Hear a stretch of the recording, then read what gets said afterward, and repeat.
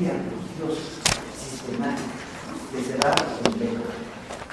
Entre ellos se encuentra, obviamente, la cosmovisión.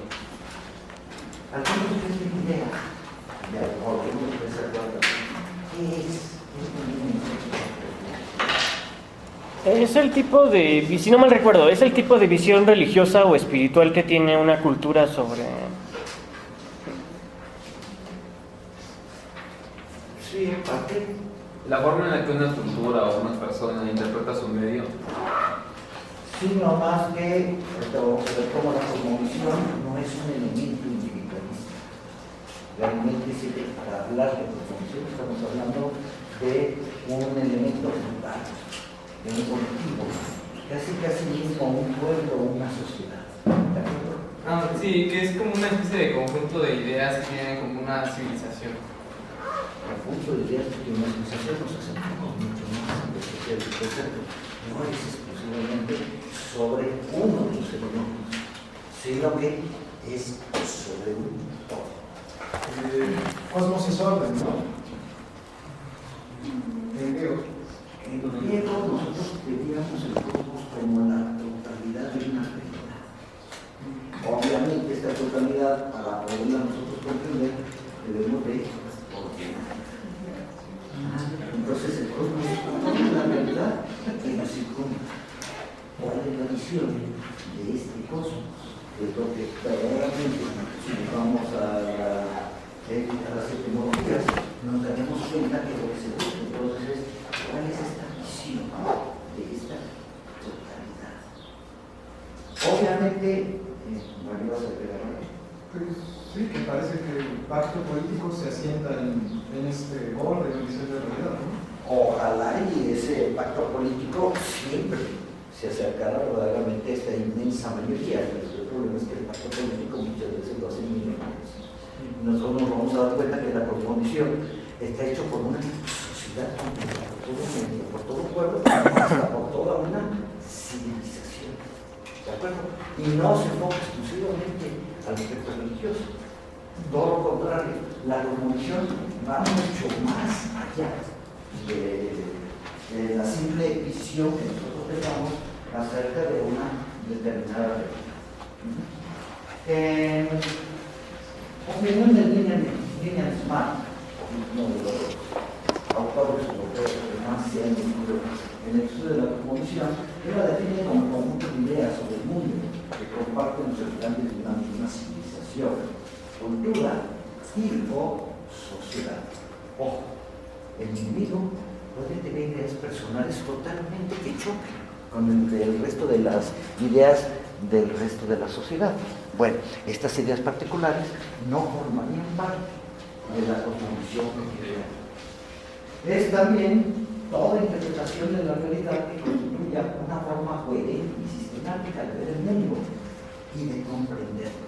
He ahí el concepto de orden que había mencionado el compañero y lo que había mencionado también el compañero que habla de desde todo. ¿De acuerdo? Entonces, nosotros estamos inmersos en una determinada realidad. Esta realidad se nos está presentando a nosotros de esta manera en la actualidad. Pero ustedes creen que las realidades han sido diferentes en todo lo que es el transcurso del tiempo. Es decir, la naturaleza, los fenómenos naturales son fenómenos que han variado.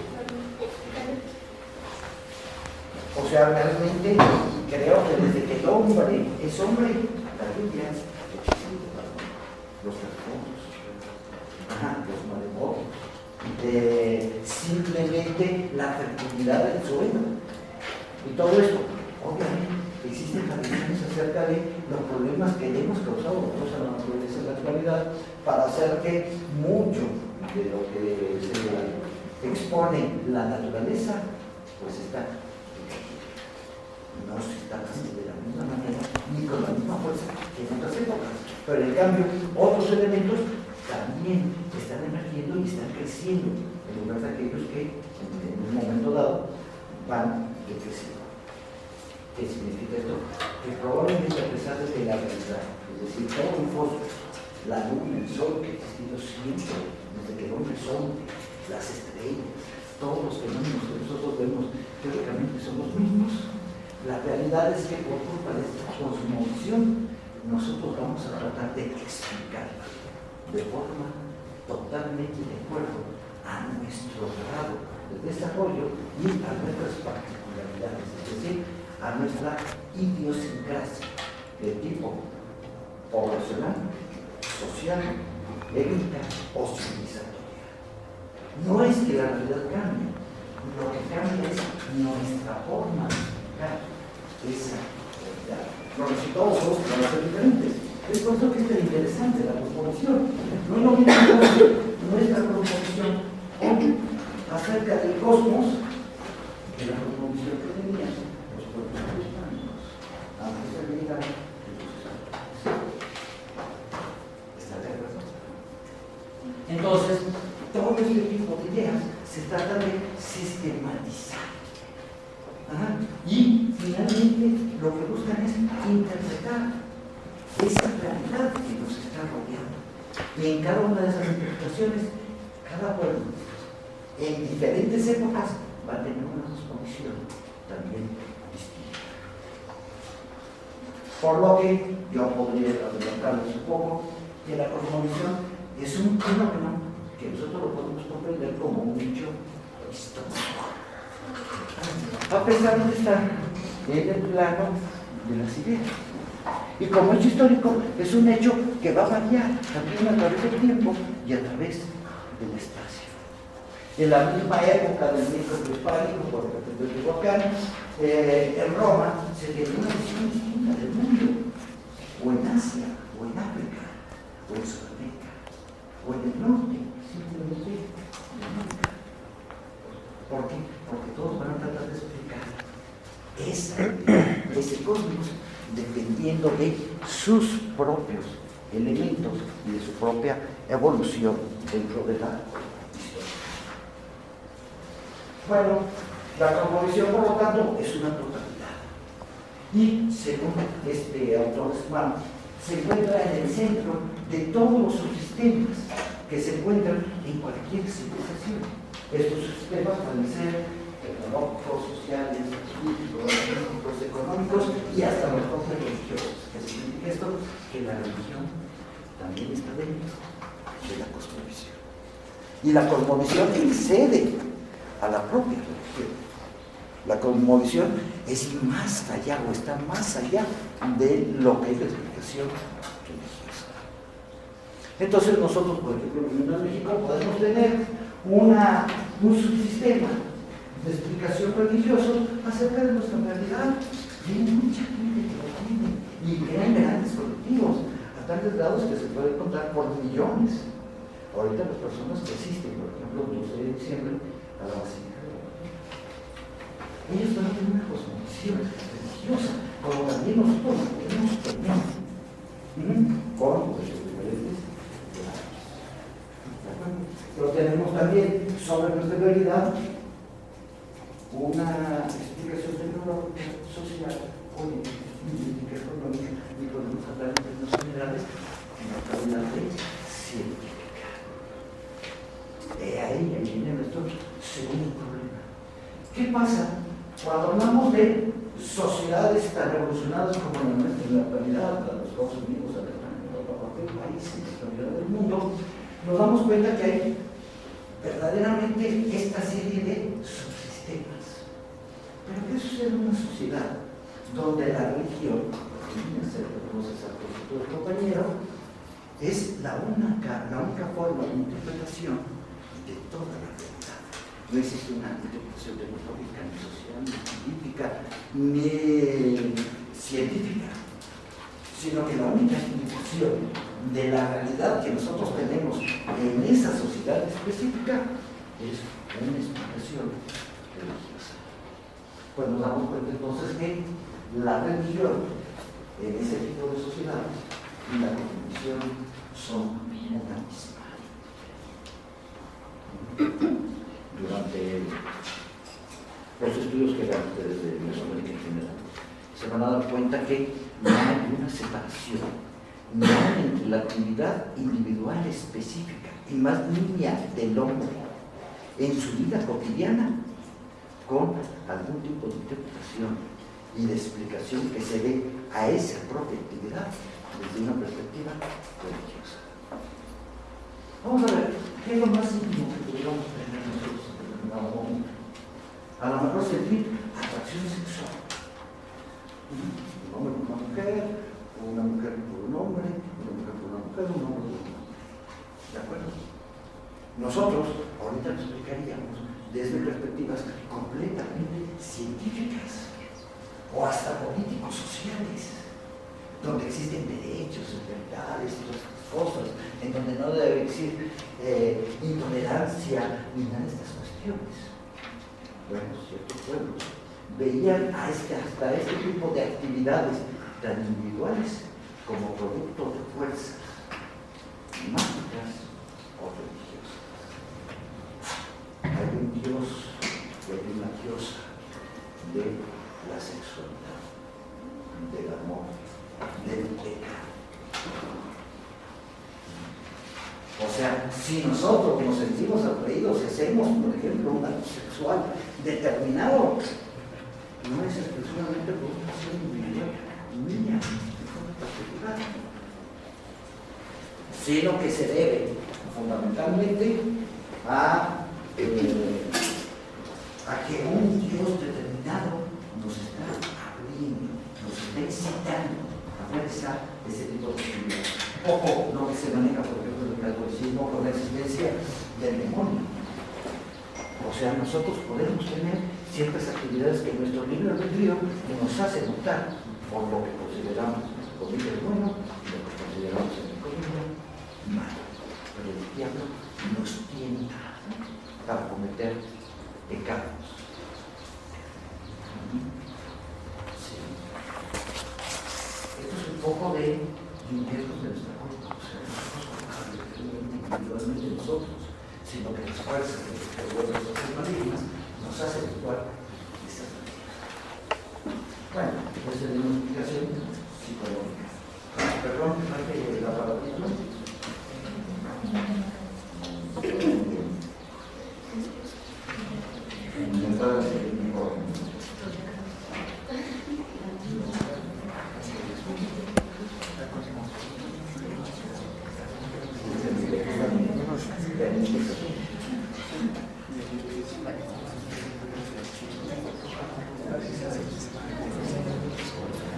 ¿Me va siguiendo acá? Bueno, en estos casos, en ese tipo de sociedades, en ese tipo de pueblos, como es el pueblo náhuatl, de los generales, toda la etnia, los mexicas en particular, dentro de esa etnia, pues verdaderamente su cosmovisión gira alrededor de su idea del mundo, que es completamente religiosa. Hoy nosotros podemos separar lo que creemos individualmente y nuestro ser interno de aquello que dice la ciencia. ¿Quién creó los cielos, la tierra, los seres humanos, los animales, la naturaleza? Dios, las divinidades. Por un lado, nos vamos a los retos científicos y nos damos cuenta que esto está explicado de una forma diferente. Y hay múltiples teorías que todavía no satisfacen completamente todo, pero existe.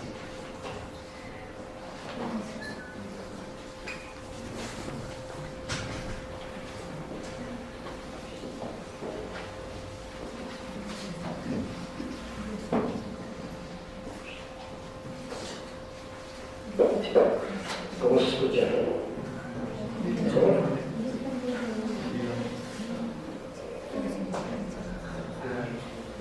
Bueno, ¿sí seguro todos escuchan?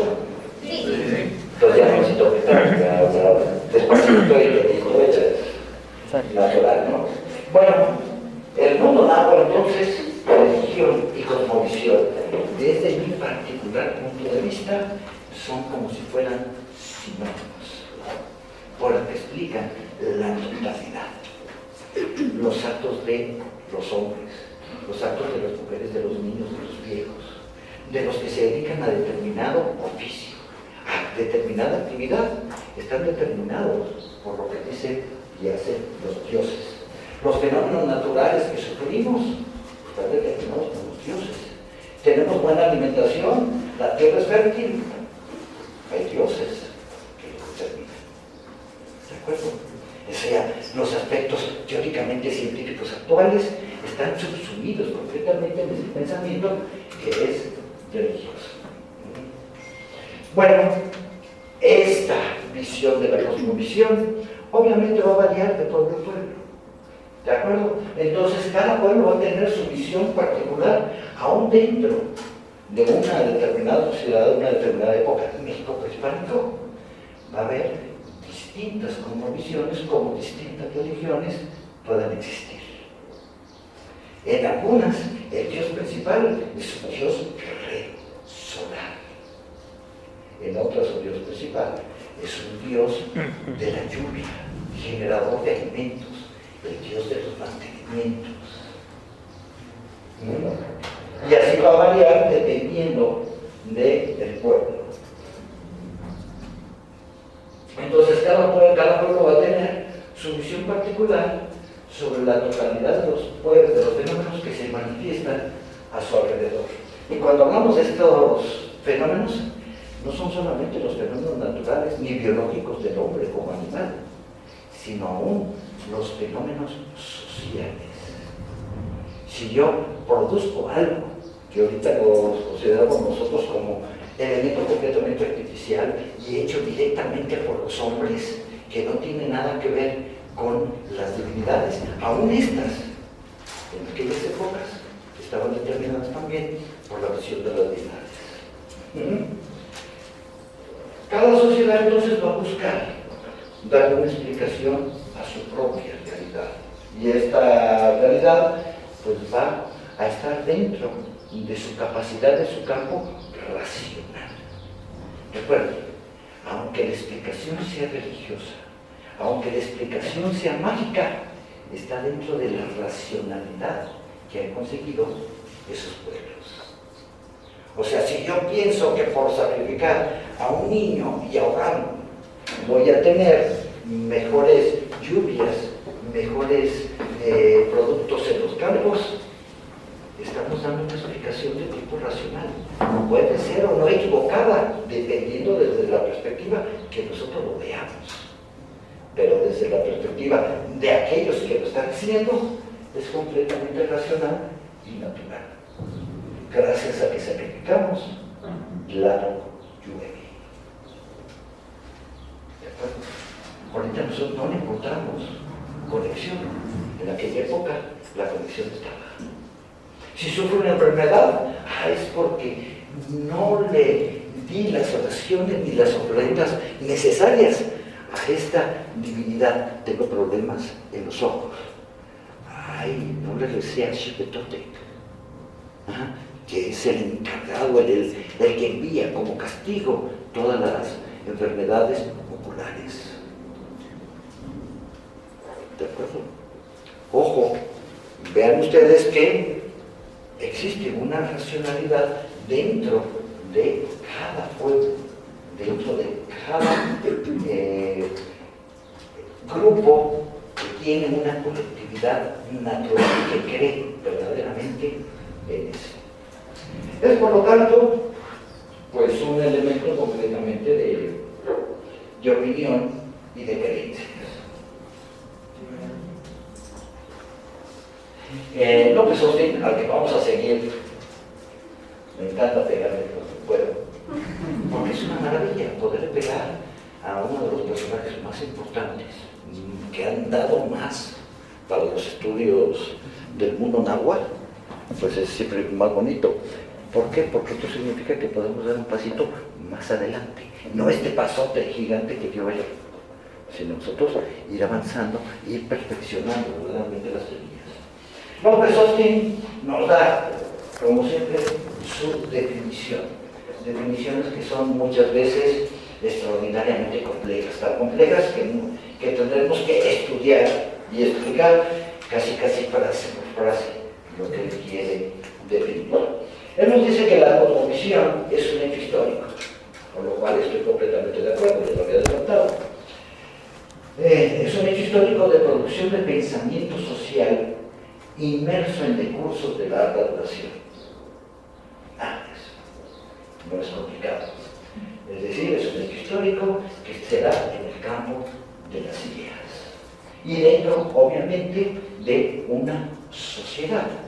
Lo que habíamos mencionado acerca de que no es lo que piensa específicamente un individuo.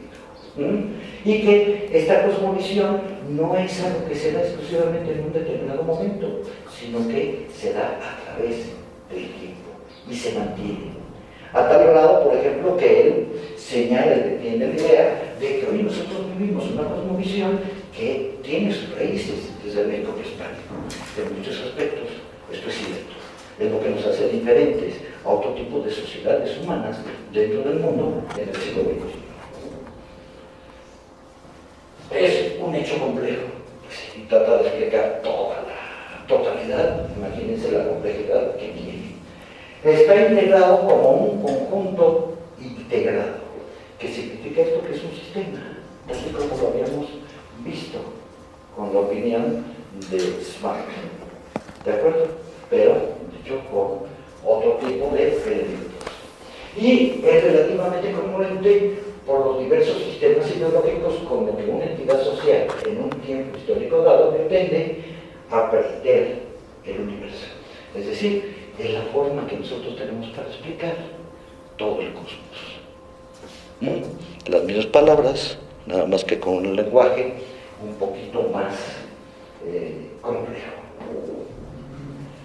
Bueno, su carácter, como habíamos mencionado, y aquí yo sí lo pongo siempre y lo reitero, es que es histórico.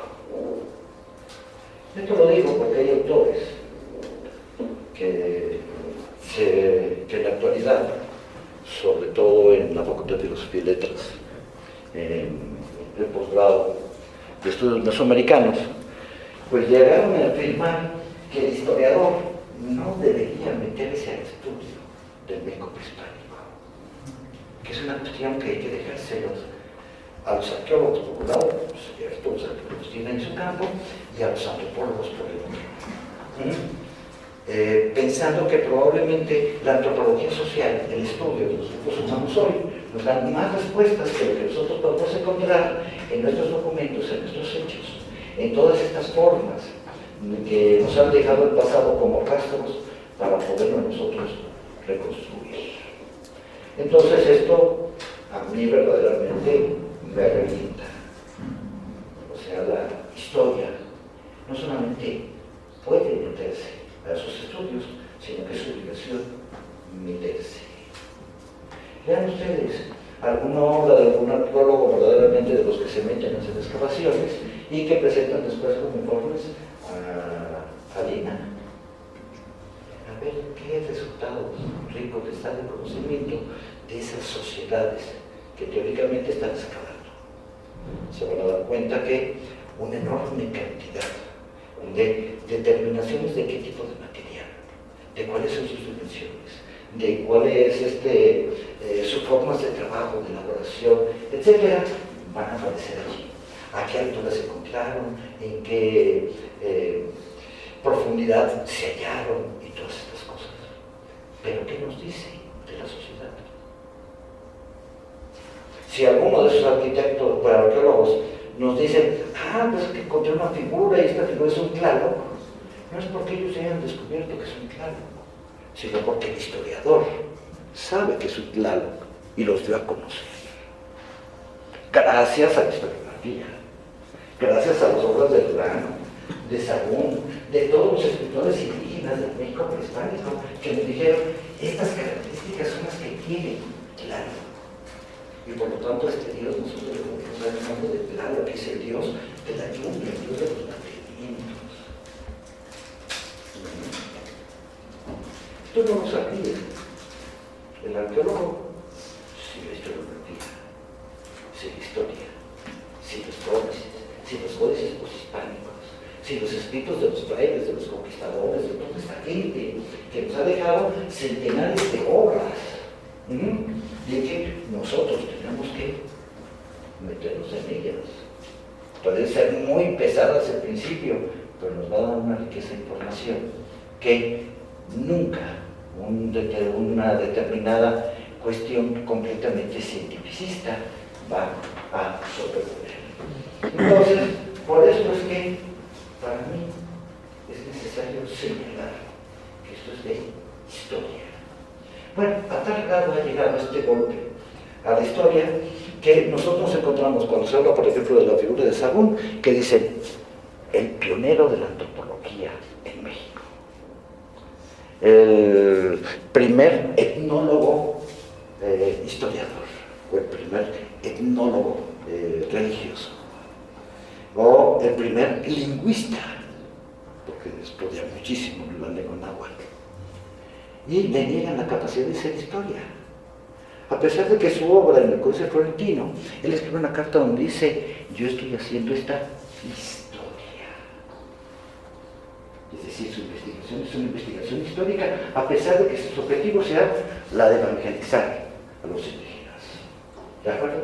Su labor es una labor de investigación histórica.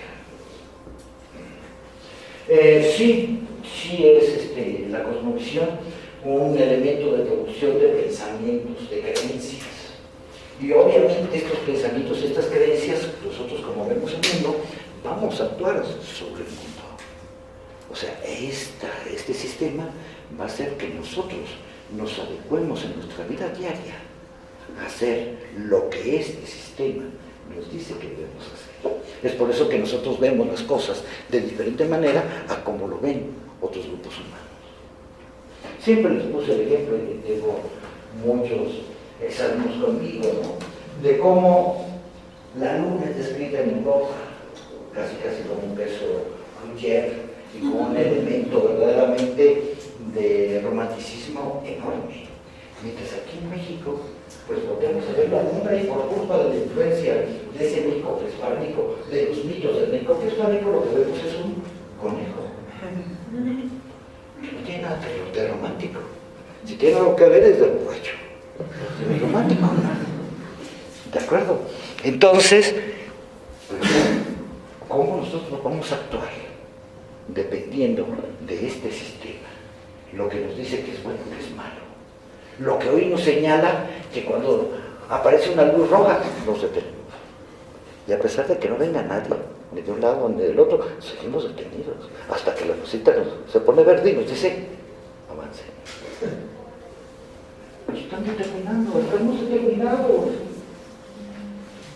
Estos sistemas nos determinan y determinaron también aquellos pueblos. Nada más que sus formas de determinación son distintas. Es por esto que orienta cuál es tu atracción.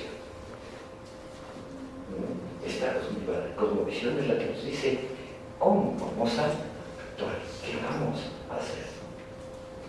Bueno, es un producto social, no hay duda, ¿no? Sí, no se niega que haya participación de individuos en la construcción de esta, ¿cómo se llama?, de esta cosmovisión, de este concepto. Pero, a pesar de que yo opine algo sobre este concepto, no significa que todos ustedes van a estar de acuerdo conmigo. Y si todos ustedes no están de acuerdo conmigo, entonces mi opinión no entra en lo que es nuestra postura de visión de lo que es la cosmovisión. Ejemplo muy claro. A de hablar de desacuerdos, obviamente. Entonces, una de las características fundamentales de su nieto, que todos creamos, es que es un hombre de una inteligencia, de una sabiduría verdaderamente enorme, muy humanista, que estaba en contra de la elaboración de esta multiplicidad de dioses, del monoteísmo, y que por lo tanto él había creado una sola entidad de la que creía que era el Dios creador, el único Dios al que nosotros nos debemos, Quiloque, Nahuatl, el Dios del cerca y del mundo tal como lo traduce Miguel Portilla, y que es el creador de todas las cosas, una religión pues que desde la perspectiva actual decimos nosotros es monoteísta. ¿Cuántas personas de su sociedad lo siguieron? ¿Cuántos creyeron en lo que él estaba diciendo? A pesar de que era el mero de Texcoco. Bueno, él tuvo seguidores, esa visión no entra en la cosmovisión del pueblo texcocano, ni en la cosmovisión del pueblo náhuatl. ¿Por qué? Porque a pesar de ser una opinión de alguien muy inteligente, pues es simplemente una opinión individual. No entró en el orden social. ¿De acuerdo? Esto debe de pegar. Exactamente igual que si nosotros en la actualidad decimos, los griegos eran monoteístas y lo que buscaban era la unicidad de la divinidad. ¿Por qué? Porque Platón dice que Sócrates lo dijo. No es la opinión de Platón y Sócrates. Los demás griegos lo creyeron. Hicieron a un lado a todas sus deidades para crearse como una deidad única en su adoración. Al revés, hasta fue sentenciado a muerte Sócrates por estas opiniones que tiene en contra del pueblo y del Estado. O sea, en contra de la cosmovisión. Ahora, esto sí puede servir para engrandecer la propia cosmovisión de todos los demás. Si no creemos en general o totalmente lo que diga alguien, pues a lo mejor algo nos queda allí que se va esparciendo y se va conformando como parte de la propia cosmovisión. La cosmovisión no es un ente que exista sobre nosotros, sino que es sobre el conjunto de nosotros, sobre el que existe. Pero existe porque nosotros lo pensamos. No es una mano negra, como la que decía Smith, que manejaba la economía. Para nada. Es algo real de nosotros, está dentro de nuestros cerebros, de nuestras creencias, de nuestras opiniones. Por lo tanto, si la mayoría cambia, la cosmovisión cambia. No es una cuestión mágica. ¿Alguna duda sobre la cuestión? ¿Sobre la cosmovisión?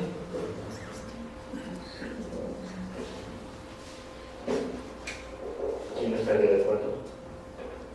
Obviamente, yo para todos los autores que están muy de acuerdo, porque esto es muy general, y pues realmente pues afirman esto. Si ustedes buscan en internet cosmovisión, casi van a terminar con los tratados religiosos, fundamentalmente religiosos teológicos. Encontrar a alguien que no fuera teológico religioso era difícil. Bueno, la cosmovisión dentro de estos pueblos, pues es una cosmovisión que nosotros habíamos ya señalado que es casi sinónimo de lo que es la religión, porque nada excede de la propia religión. Si ustedes estudian lo que son los escritos que editamos en las dos hojas que sacamos del seminario que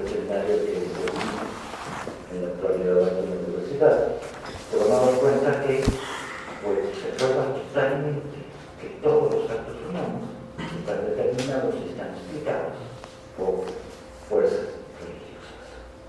¿De acuerdo? Entonces, desde esa perspectiva, no habría ninguna duda. Ahora bien, ¿qué es la religión? La religión es algo muy, pero muy complejo.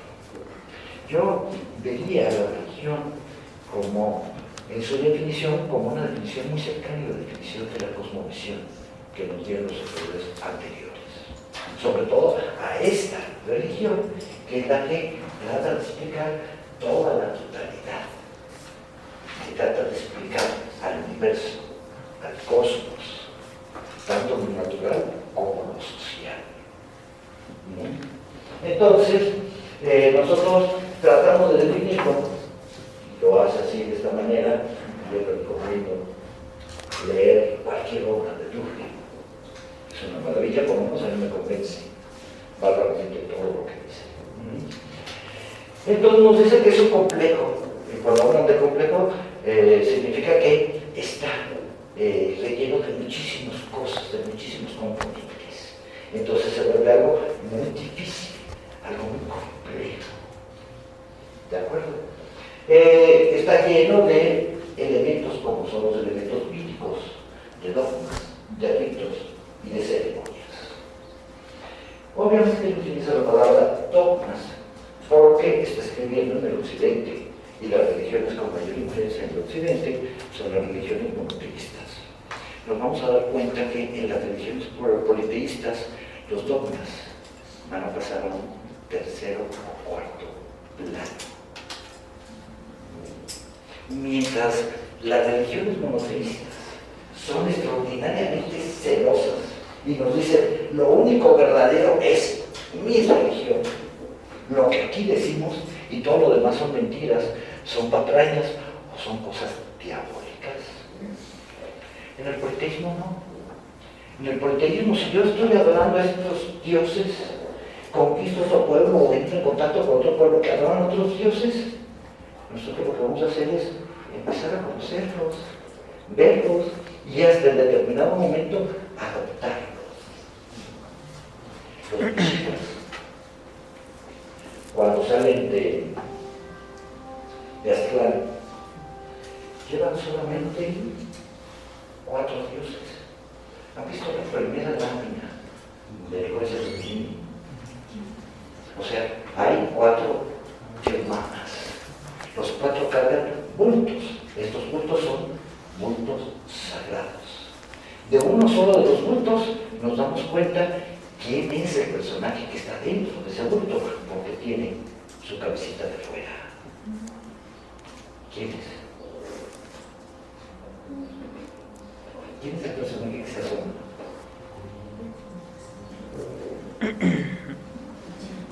Está con el primer Termama. La última es Chipalma. En Termama las mujeres también. Es decir, ahí también las mujeres se habían alcanzado un cierto nivel, por lo menos en las partes más antiguas, de justicia social. Es Huitzilopochtli. Es un personaje con un pico enormemente largo, que es el del colibrí. Y el colibrí es el elemento fundamental para reconocer a Huitzilopochtli. Suponemos entonces que en los 3 puntos de atrás existen otras divinidades. ¿Cuáles son? Pues hasta que encontremos las fuentes que nos digan cuáles son, pues entonces podremos indagarlo. Bueno, sabemos que este Huitzilopochtli tiene relación por la otra fuente con una divinidad muy poco conocida en la actualidad que se llama Tetzaltecutl.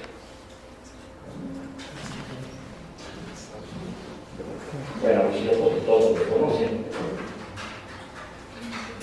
pero Tetzaltecutl pues no mucho, ¿no?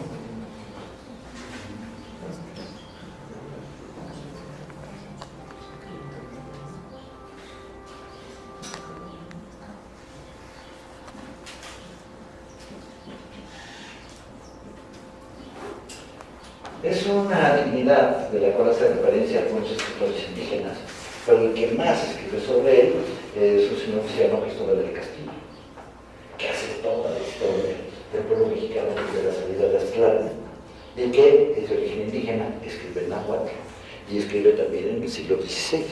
Es poco conocido, pero ya se están editando sus obras y tenemos que recuperarlo. Bueno, Tetzaltecutl es la divinidad que está dirigiendo al dirigente de los mexicanos, que en ese momento se llama Huitzilopochtli. O sea, no completo, no es Huitzilopochtli, es Huitzilopochtli. O sea, es nada más el colibrí. Que una vez que le dan las enseñanzas, va cambiando su nombre, se va transformando, se convierte en Huitzilopochtli. Sin la T final, que es simplemente una terminación radical del náhuatl. Y que una vez que Tetzaltecutl le dice a Huitzilopochtli que ya se tiene que ir y que le deje en sus manos al pueblo mexica, entonces Huitzilopochtli muere y se convierte en el Chitla de Tetzaltecutl, se convierte en Dios. Resucita como divinidad y como divinidad dirige al pueblo mexica. Por lo tanto, podemos suponer que los mexicas adoraban también a este hombre. Durante toda la peregrinación, nosotros nos damos cuenta que cada 52 años ellos hacen una práctica que es la ceremonia del fuego nuevo. Por lo tanto, si hacen la práctica del fuego nuevo, a pesar de no aparecer allí nunca a Tonatio, sabemos que tiene otra divinidad que es eso. Si no, no harían la ceremonia del fuego nuevo. Pues están esperando el fin de los tiempos. El quinto sol va a desaparecer. Por lo tanto, tenemos que hacer esta ceremonia en honor de este sol. Sabemos por ahí que Huitzilopochtli, que finalmente es Dios, tenía una hermana.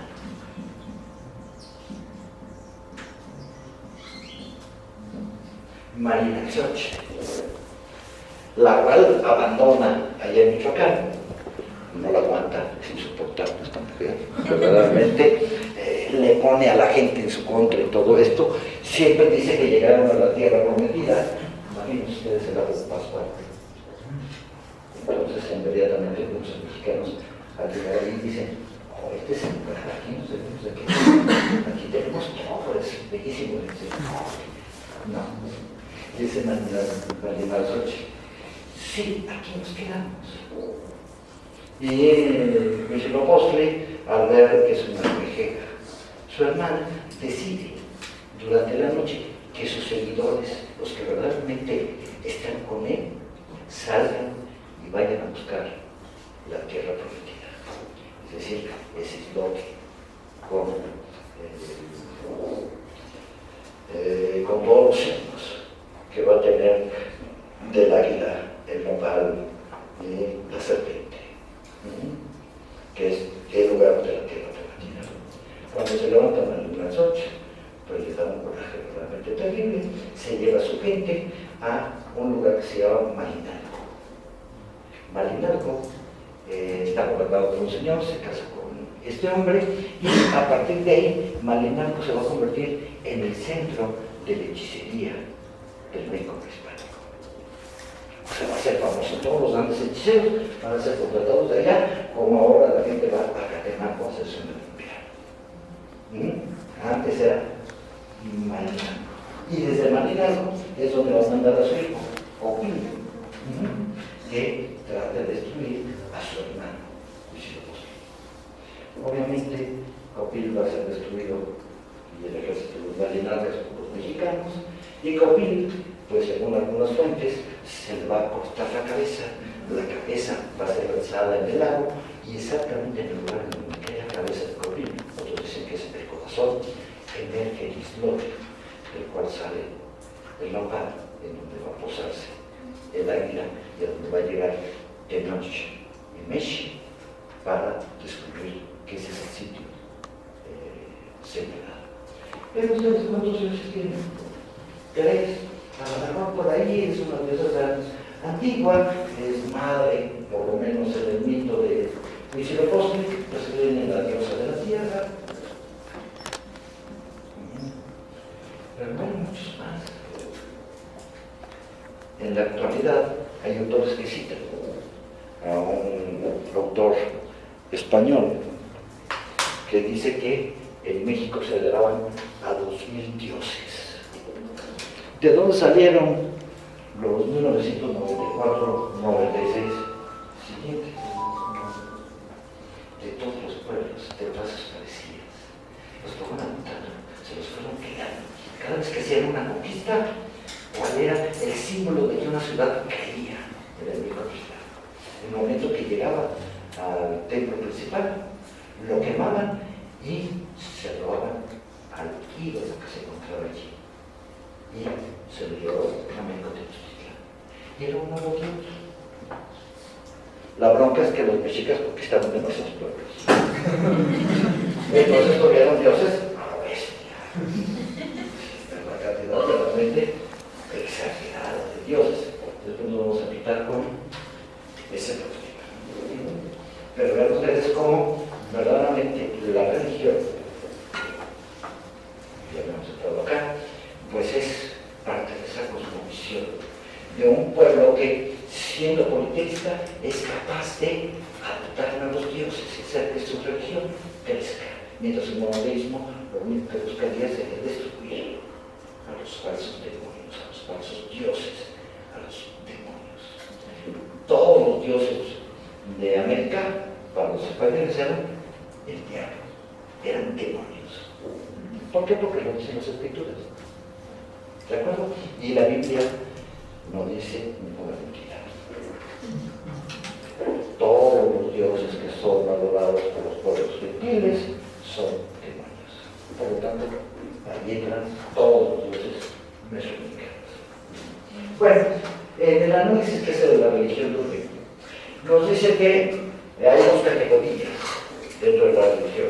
Una es la categoría de las ideas, de la opinión, como nos señala, y otra es la categoría de la acción.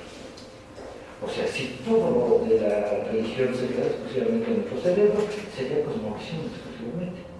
Pero nosotros vemos que la religión se hace concreta, con acciones, actos, que es todo relacionado con los ritos, las ceremonias, las doctrinas y todas estas cuestiones alrededor de la propia religión.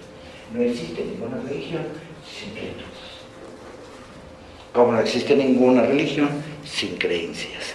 Es decir, la unión de nuestras ideas con los hechos concretos. Esto, por ejemplo, nos hace recordar muchísimo autores que tratan de ligar, por ejemplo, los ritos con los mitos. Eliade señala directamente que un rito es la reconstrucción o representación, o sea, hacerlo presente de un mito que sucedió en tiempos inmemoriales o en un no tiempo.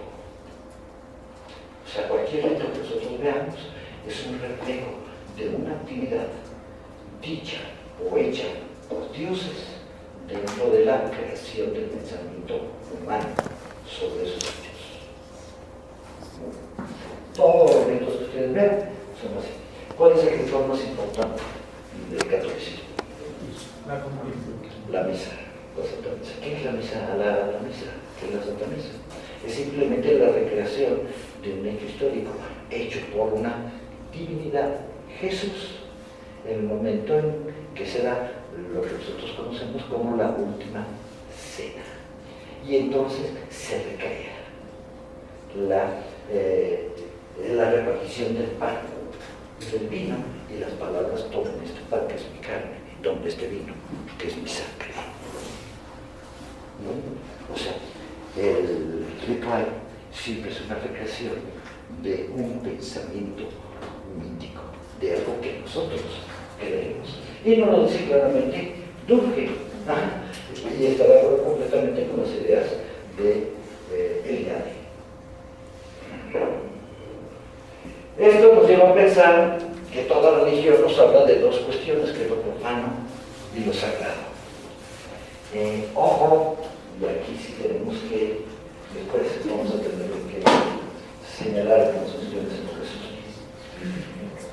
No todo lo que existe en el mundo es profano y es sagrado. Bueno, ¿saben la diferencia entre lo profano y lo sagrado?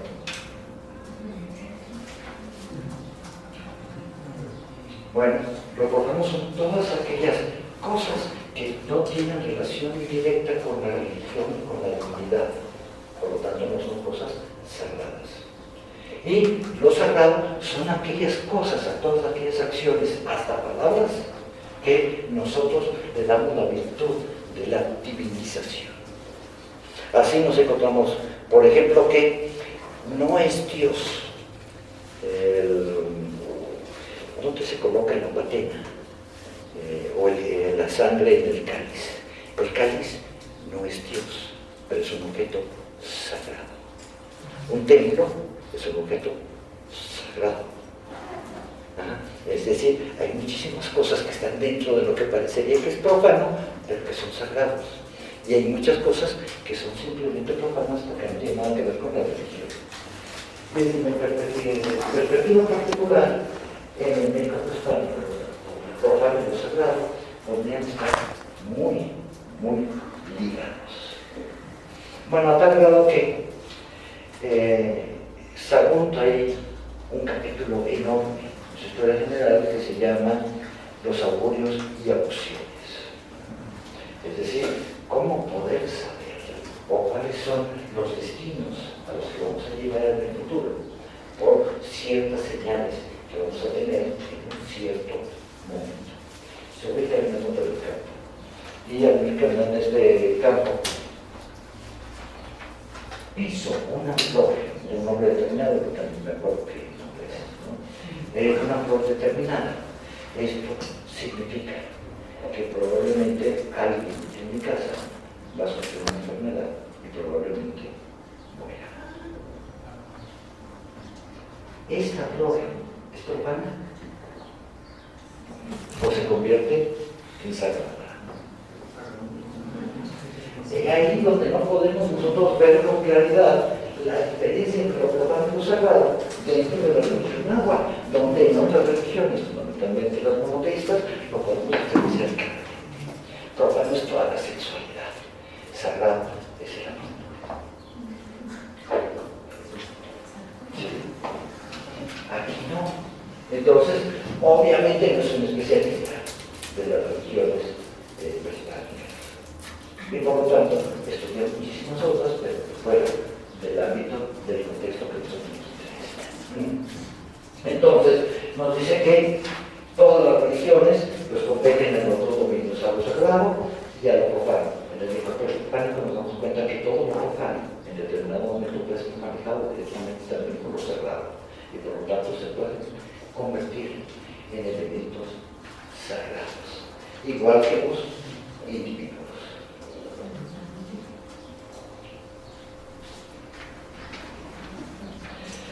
Pero nos dice algo que es extraordinariamente cierto. La religión es producto de la sociedad. Y como producto de la sociedad, tiene que reflejar obligatoriamente a la propia sociedad. Ustedes se imaginan a Apolo con un tocado de plumas y con un taparrabos. O sea, cuando nosotros vemos a Apolo, lo vemos vestido como una persona, un ciudadano griego de su época. Es decir, Apolo está reflejando su propia sociedad. Cuando nosotros vemos a nuestros dioses prehispánicos indígenas, pues no los vemos con estas, como especie de sotanas y vestimentas que utilizan los griegos y otras cosas, sino que los vemos emplumados. Y los vemos con taparrabos. O los vemos, si son mujeres, con todas las vestimentas típicas femeninas del mito prehispánico.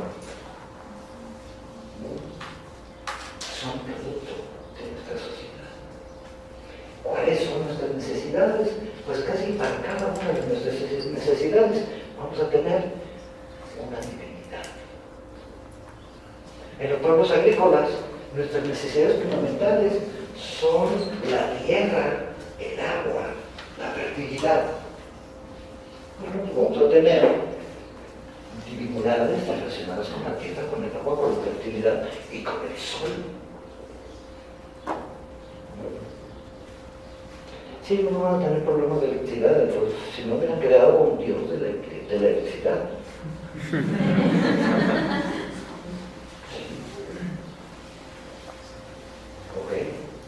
Entonces, hasta los dioses son criaturas de los hombres. Y al ser criaturas de los hombres, entonces los dioses no solamente se visten igual que nosotros, tienen diferencias sexuales, iguales que las nuestras. Y los dioses están organizados como estamos organizados nosotros socialmente. Nosotros tenemos una familia, los dioses tienen familias. Y procrean hijos, y tienen sobrinos, y hablan de su abuela y mi nieto. ¿Por qué? Porque están reflejando esta sociedad. Pero también reflejan a los hombres que la componen. Y por lo tanto los dioses son enojones, amorosos, románticos, odiosos. burlones. Es decir, tienen todas las cualidades, pero también todos nuestros defectos. ¿Por qué? Porque son productos de nosotros.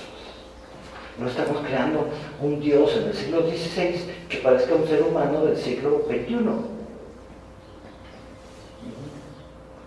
O sea, tenemos un Dios que luchara por la igualdad, por la tolerancia. Aquí hay muy interesante. Entonces, pues nada más querer dioses que estén de acuerdo con sus propias necesidades. Tengo un capítulo en el segundo libro de Los dioses y el cosmos, en donde inició y Dios creó a los hombres y termina señalando y los hombres crearon a Dios o a los dioses. Sí, ¿qué sucede? Si nosotros nos vamos un poquito a la historia de la religión, nos damos cuenta que hay autores que dicen que el pensamiento religioso es casi intrínseco con el hombre.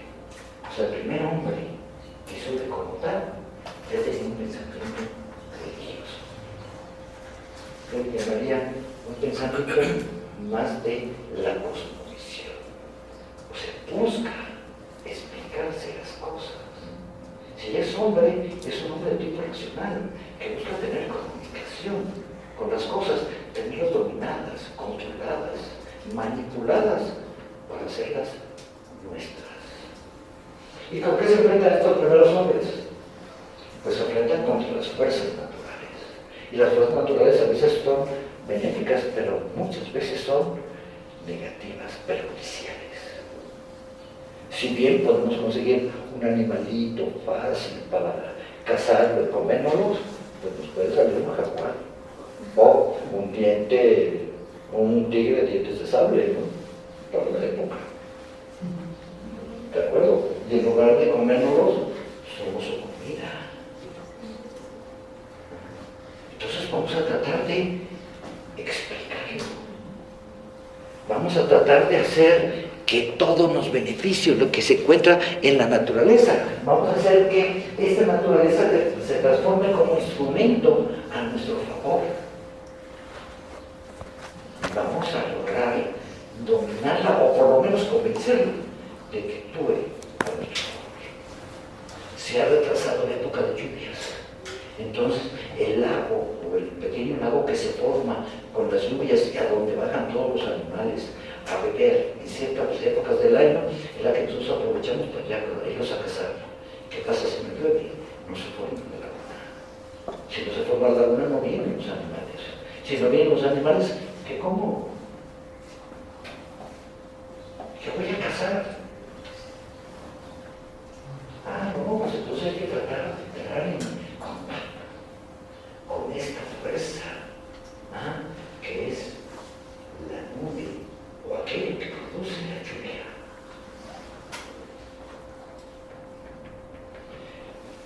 ¿Cuál es nuestro problema? Pues que como que la luz a la lluvia no nos pone. A pesar de lo que hay. Entonces nosotros tenemos que crear una especie de alter ego. Es decir, necesitamos tener comunicación con esa fuerza espiritual. Y esa fuerza espiritual entonces la vamos a animar.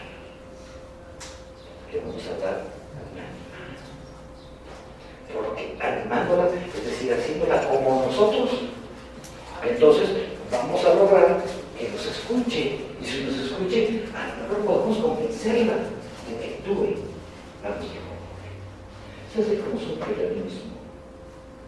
¿Es una religión formal? Pues no, pero sí tiene inmerso un pensamiento religioso. Si no son todavía dioses parecidos a nosotros, individualizados como nosotros, antropomorfos como nosotros, por lo menos ya tienen por lo menos una capacidad de decisión para escucharnos o no escucharnos, pero tienen voluntad. Y la voluntad es un elemento fundamental en nosotros los seres humanos. pero estamos expensas completamente de estas fuerzas naturales. ¿Cómo nos vamos a lograr comunicar con ellos? Antes de que existan verdaderamente rituales de tipo religioso, sistemático, como los que mencionaba Durkheim, lo que va a existir va a ser la magia. Vamos a lograr comunicarnos con estas fuerzas a través de conjuros, de rituales de tipo mágico. Fraser, en La Dama Dorada, pues realmente acuña un concepto que se llama la magia simpática, en donde trata de interpretar todas aquellas pinturas que nosotros encontramos en cavernas, sobre todo en Europa, en donde se ven cacerías de venados o de una especie de bisontes, en las cuevas pintadas. Si recuerdan ustedes la cueva de la Armida o la de las cuevas en Francia, en todo esto, que lo han visto en sus semestres de estudios de la historia.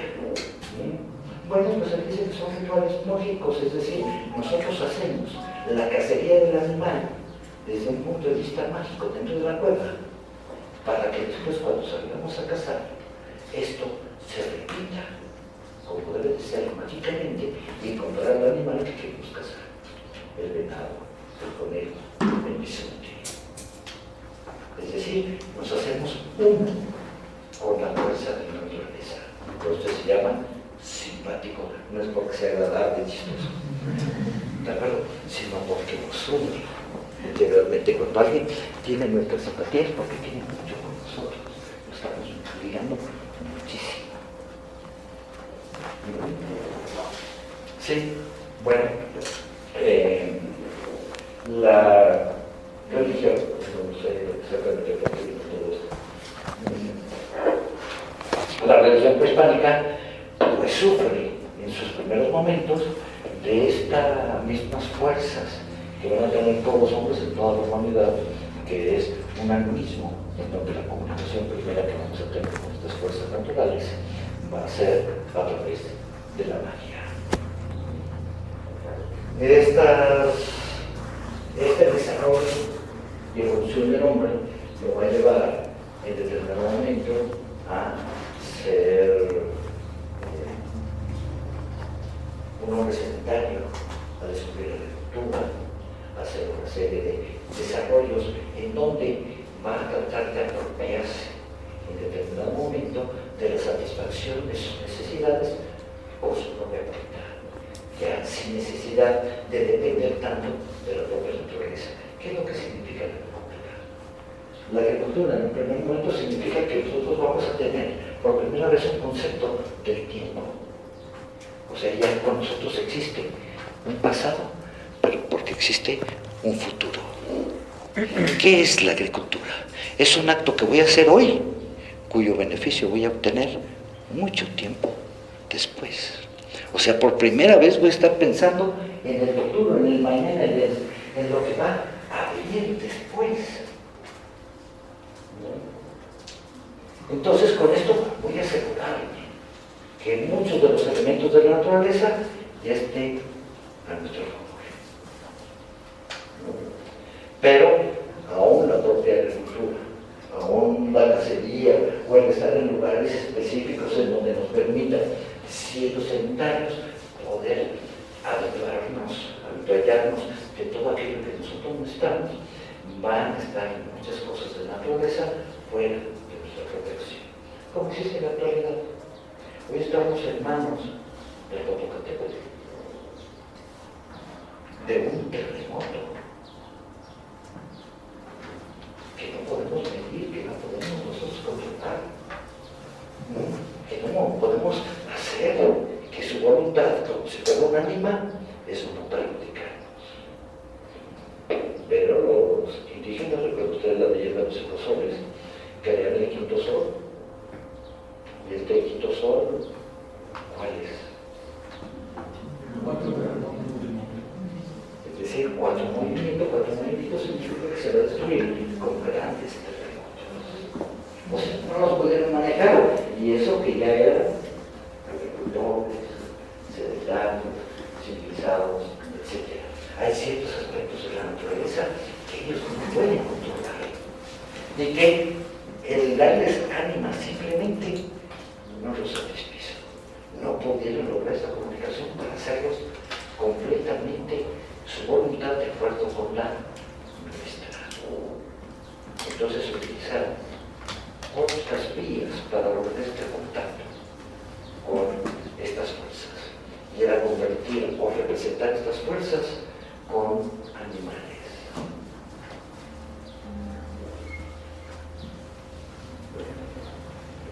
Quetzalcóatl es una serpiente, y ejemplo Quetzalcóatl es el dios del espíritu.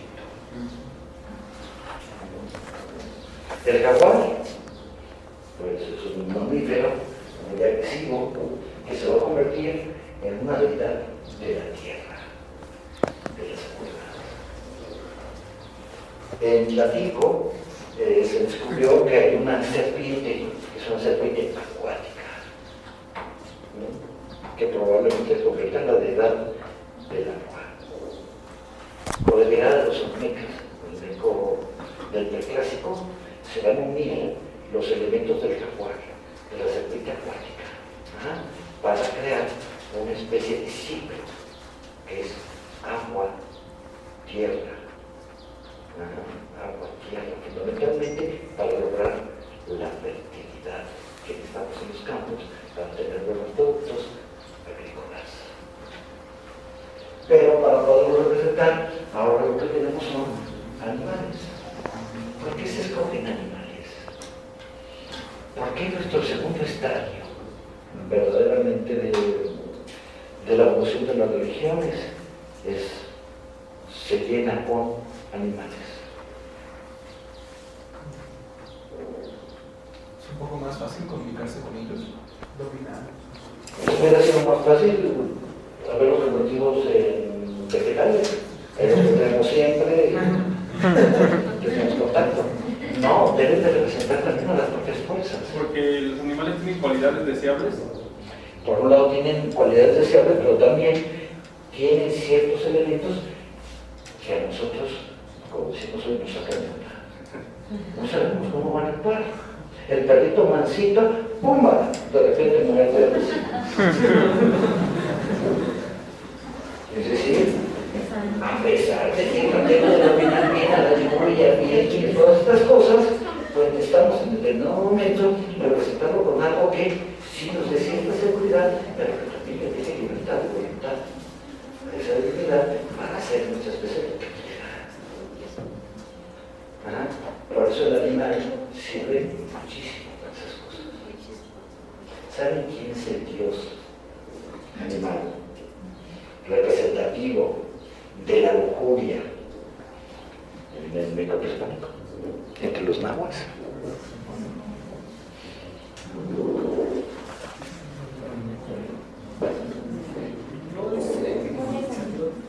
¿Perdón? ¿No es el que dijo Quetzalcóatl? ¿Quetzalcóatl? No, Quetzalcóatl. Quetzalcóatl. No, este es un dios extraño. O sea, desde la perspectiva de los que defienden la idealización del México prehispánico. Quetzalcóatl es el dios del agüero, el dios del futuro. No sabe lo que es. Pero realmente la palabra Quetzalcóatl, o sea, citeo, significa algo horrible o tenebroso, desagradable. Es decir, sí es a lo mejor un dios del agüero, pero siempre de algo que puede ser nefasto para nosotros. No, como animal, porque este desempeño ya tiene toda la figura física de un hombre. El animal de la lujuria mexicana es la lagartija. Y debe de ser, yo me imagino, no lo sé, habría que investigarlo bien, por sus movimientos cuando toman el sol.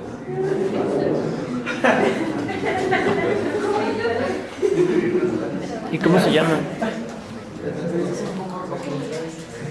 Y así los monos van a ser dioses de la alegría, de la fiesta, de la complicidad, de la risa. Nos hacen limonadas, ¿no? Para mí es un misterio que quisiera, entonces, a ver lo que significa. En Occidente siempre son los vampiros, los malestares de la noche y todas esas cosas, ¿no? Y aquí la relacionamos con el maíz, con la reproducción y todo esto. Hay muchas cosas que tenemos que investigar del mundo mesoamericano, que pueden ser bien interesantes, que son puntos, pues hasta de tesis, todo. O sea, los animales y el culto de los animales en el grupo prehispánico es el vampiro. Pero lo extraordinario de todo esto es que una civilización tan avanzada como es la mesoamericana, desde los olmecas hasta coronado con los propios mexicas, la sociedad náhuatl, todavía seguía adorando animales, seguía adorando animales, o sea, todo este culto totémico del que hablan muchísimos autores, y seguían o crearon la adoración de dioses antropomórficos. Y los tres convivían. ¿Qué sí? ¿Qué significa? Que no hay, y eso lo dice muy bien Durkheim, religiones falsas o verdaderas. Todas las religiones son verdaderas para su pueblo. Eso que los mayas dicen, ay, todos son mentiras, cosas de niños, cosas de belleza. De los mexicanos, pues es cosa de belleza que se debe producir hoy a nosotros. No hay tampoco religiones más evolucionadas unas que otras. El monoteísmo no es más evolucionado que el politeísmo,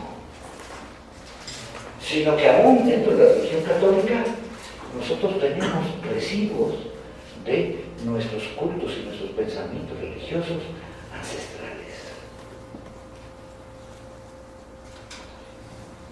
Vean ustedes simplemente, acabamos de hacer mención del culto a la Virgen de Guadalupe. ¿Qué tiene? ¿Qué reminiscencias del pasado tiene? Lo de la tonancia, ¿no? Pero por un lado, seguro lo que nos dicen algunos autores es la referencia directa de una diosa, iba a decir vieja, pero no, es una diosa muy jovencita, una agua prehispánica que se llama Tonanzi, la madre joven. No, hablo del culto de la Virgen de Guadalupe, como puede ser el culto de la Virgen del Pilar o el culto de la Virgen de Tierra, de los Dios. El culto a los santos no es una especie de politeísmo.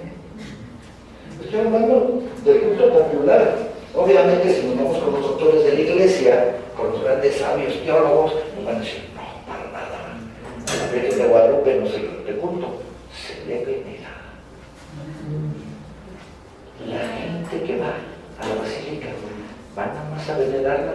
¿Saben la diferencia entre la veneración y la adoración?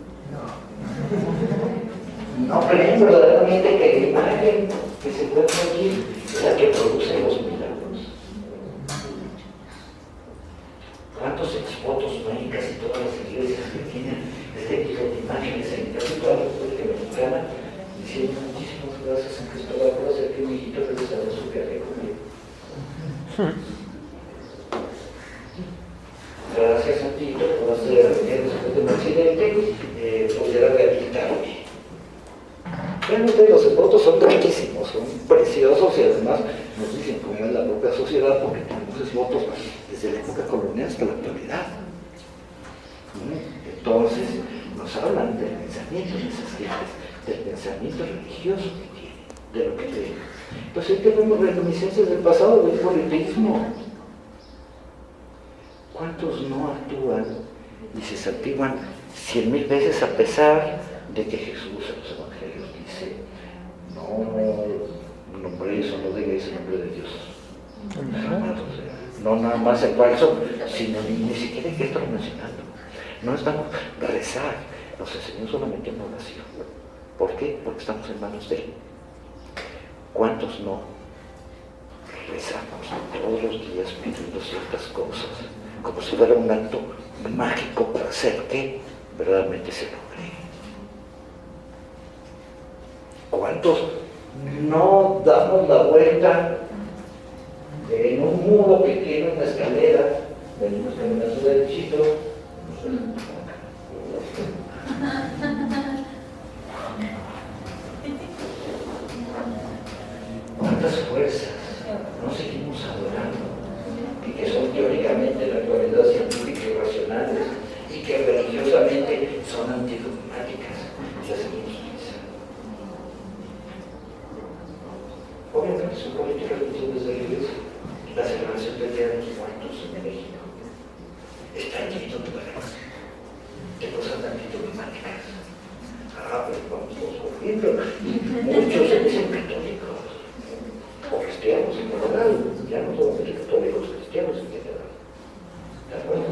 Entonces, la religión es una suma de todos estos conocimientos que se obtienen en un momento determinado.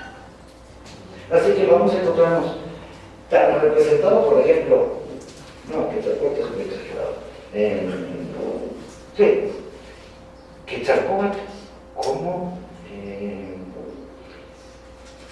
el dios perro, como Xolotl, y va a ser representado como perrito, y lo adoramos como perrito en la religión náhuatl. Está Tepeyolotl, que es un jaguar, el corazón de la montaña, y lo adoramos como Dios. Y queremos un Dios cotorro, de los bailes, de las fiestas, de los cantos, y tenemos a Huehuecoyotl, que es un coyote.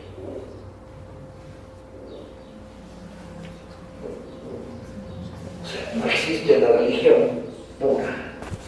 La religión se va conformando, como lo dijo en su momento profesor, a través de los años, y va acumulando todas estas cuestiones.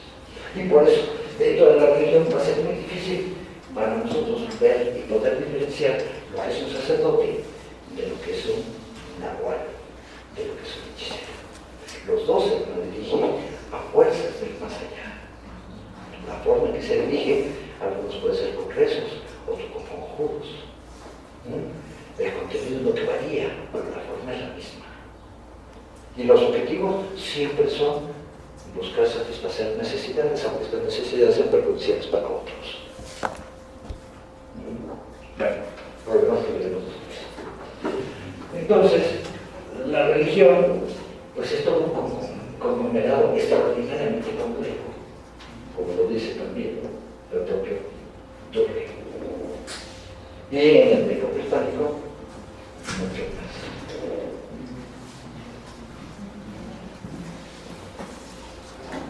Bueno, religión desde mi perspectiva, él lo pone así como una cosa muy clara. La religión se divide en dos partes. Una de las partes es un sistema de ideas, es decir, todo el cuerpo formal y religioso, que nosotros vemos sobre todo en las religiones muy desarrolladas y en las verdaderas religiones más primitivas, no por ello menos verdaderas. Ojo, recuerden esto que acabo de mencionar, no falsas, por lo tanto, sino que sirven para su momento, llena de mitos y de cosas que son los que van a cubrir verdaderamente para ¿no? Y tiene otra parte, que es una parte de tipo social, que está relacionado con las prácticas religiosas, o sea, con todo este tipo de rituales, de ceremoniales. Esto es fundamental porque es el aspecto que nos hace que la religión sea vista y practicada eminentemente desde una perspectiva totalmente social. Hasta aquí los actos que nos hacemos en lo individual se repiten en el resto de la sociedad. Si hay actos que haga un solo personaje, por ejemplo, el Hueytlatoani mexica, todos los Hueytlatoanis mexicas también lo van a realizar en su momento. Es una práctica entonces que se convierte en una práctica social. Entonces, estas representaciones colectivas se van a representar en realidades, expresadas en acciones que sirven para mantener, sobre todo los pueblos indígenas, la cohesión y la unión del pueblo. Cuando los bailes tienen la comunicación con los sabios indígenas, con los antiguos monjes y sacerdotes prehispánicos, los frailes les dicen, tienen que dejar a todos estos dioses que para nosotros no son más que demonios. Y los sacerdotes les contestan, ¿y qué haríamos sin ellos? Si tenemos alimentos, es gracias a Centeotl. Si tenemos entonces estas mazorcas de maíz frescas, tiernas, tenemos que llamar a Xiloni. Si no llamamos a Huitzilopochtli, no tendremos triunfos en la guerra. Todo lo tenemos, lo que comemos, lo que tenemos como algo muy bueno y lujoso para nosotros, también es obra de los dioses. Todo lo nos dan los dioses. Entonces es muy difícil que esta unidad se resquebraje simplemente porque llegue diciendo, no, todo es mentira, el único Dios verdadero es el Dios católico, Jesús, al cual tengo que adorar. ¿Qué hacen los indígenas? Durante toda la época colonial, y ahora se puede ver en la actualidad, empiezan a ligar a sus antiguas divinidades con los nuevos santos. Así tenemos el caso que nos habló la compañera de Tonantzin con la Virgen de Guadalupe.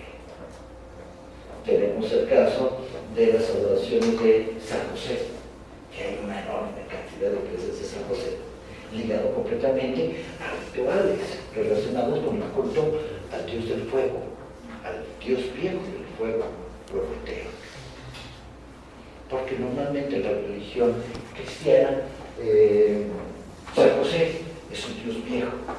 Los indígenas ligaron entonces al Dios viejo, Dios de la sabiduría, como prometeo. Entonces, en muchas poblaciones de México está ligado completamente a los rituales y hasta la parroquia, porque tenía derecho a darle su nombre, el nombre que ellos quisieron, como el santo patrón, Giordano María. Antes eran dioses patronos, ahora se convierten en santos. Y así se empiezan a ligar todas las costumbres, todas las formas, y el indígena, poco a poco, a través del tiempo, va cambiando, pero siempre queda algo. Todavía en la actualidad en muchos pueblos se llama al granizero, si queremos que llueva y que venga el agua para nuestra vida. Y el granizero es una figura prehispánica, un nahual, un hechicero que es capaz de hacer llover y que además muchas veces funciona. Que eso es lo interesante. Ha tratado de explicarnos a algunos autores de cuándo funciona y por qué funciona. Entonces dice que lo que pasa es que queman muchísimo copal, entonces carbón que al subir a la atmósfera atraen la formación de nubes y que por eso las nubes llegan y llueve. Imagínense la cantidad de copal que pueden quemar.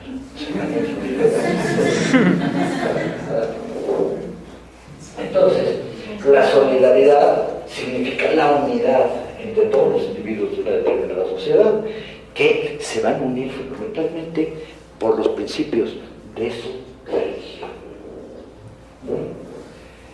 Este tipo de creencias van a unir a estos pueblos. ¿Cuántos vikingos no han dado su vida por todo el Odín, luchando contra romanos, o por lo menos contra sucesores de los romanos, en contra de sus dioses principales, Marte, con los de la guerra, etc. Esta unión pues hace a Tolkien llamar a este conglomerado de gentes iglesia. Obviamente para la religión prehispánica nadie ha hablado de la iglesia náhuatl. Hay autores en el siglo XVIII que sí, al traducir algunos de los términos sacerdotales, pues nos hablan de que existe el obispo máximo de México. Y habla del Papa mexicano, de todas estas cosas en sus diversas traducciones. Es lo único que se diga, pero nunca habla de un templo que se llame una iglesia, ni a que toda la comunidad de fieles se le llame iglesia, un término que nosotros humanos utilizamos para hablar de las construcciones, que son capillas, que son otro tipo de cosas que no son iglesias, específicamente, ¿no? Bueno, todo este conglomerado se une a lo que es esta iglesia. Este es un elemento importantísimo porque esta unión es la que nos va a servir para diferenciar la religión de lo que es la magia.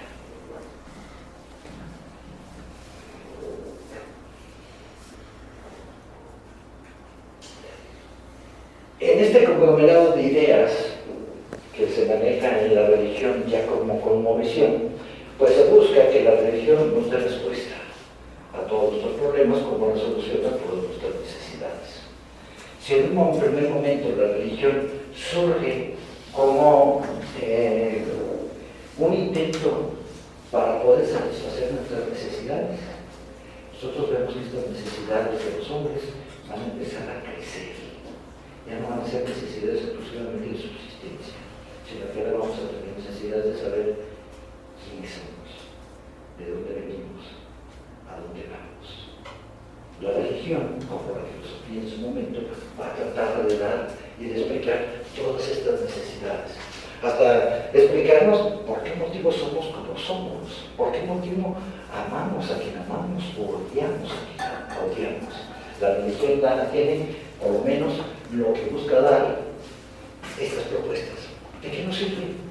Nos sirve para unirnos y nos sirve también para darle sentido a nuestra vida. Se pregunta a Durkheim a sí mismo en otro momento, ¿qué es lo ventajoso de la religión? Que normalmente alguien que cree se siente más seguro que alguien que no cree. Es decir, encuentra un poquito más de sentido.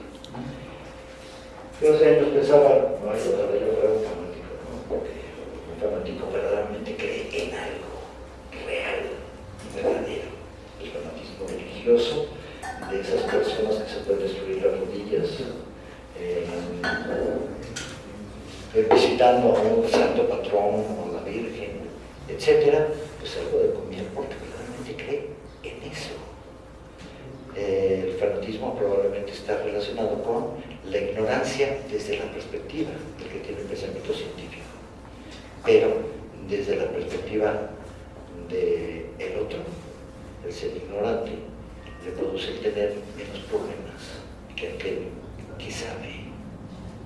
Entonces no tiene que andar buscando tantas respuestas.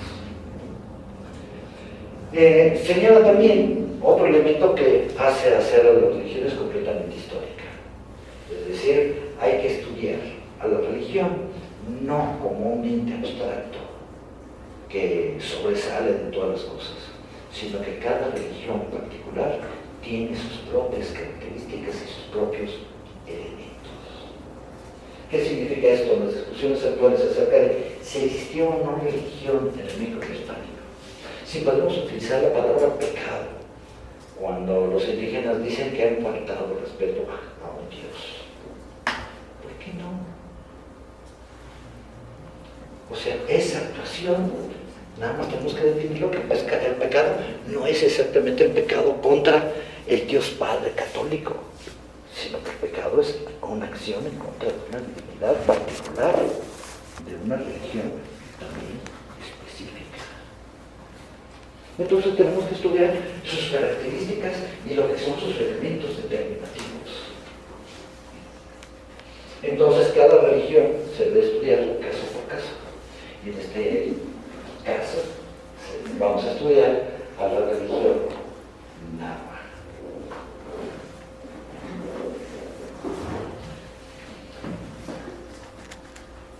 La primera conclusión con respecto a la religión es esta. Yo estoy postulando la tesis de que no existe una evolución del pensamiento religioso en el sentido de que una religión tome el lugar de otra más antigua, sino que los elementos del anterior o anteriores se siguen manifestando por lo menos en lo que se ha llamado la religión popular, por lo que se contrastan las características de la religiosidad del pueblo con la visión adoptada por el Estado mexicano. ¿Qué significa esto? Que podemos estudiar la religión desde una perspectiva formal, la religión de Estado, lo que piensan los tlahuacasque, los tlahuatimine, es decir, los sacerdotes, los sabios prehispánicos. Lo que he estudiado Miguel Portilla toda su vida, el pensamiento de los sabios. Pero otra cosa es el pensamiento del pueblo. Y lo vamos a encontrar con que hay diferencias notables, pero cuando la mayoría es la del pueblo, entonces es la que nos debe de preocupar, interesar a nosotros para acercarnos a la religión mexica o religión. Sí.